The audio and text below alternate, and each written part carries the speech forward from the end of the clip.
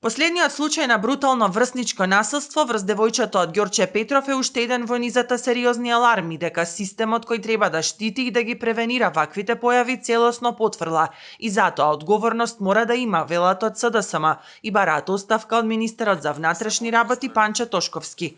Со ДПМН на власт живееме во држава во која насилството е секојдневие. Ниту една пресконференција на министерот Тошковски нема да ја врати до вербата на граѓаните. Одговорност мора да има, а таа е директно кај министерот Тошковски.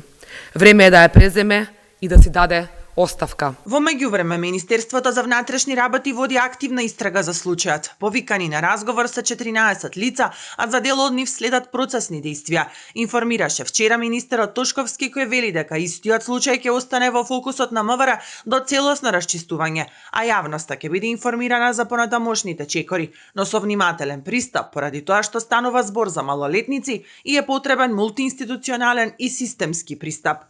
Овој брутален настан е тема за која мора да се реагира суштински, сметаат психолозите, бидејќи според нив ваквите случаи кои нема да се разрешат од самиот корен, подоцна произведуваат потенцијални психопати. Иако е нешто генетски предодредено, дека носи некое дете предиспозиции за развивање на психопатски црти, тие нема да се развијат ако тоа дете живее во хармонична средина. Случајот е под надзор на јавното обвинителство, а предмет отвори и народниот правобранител.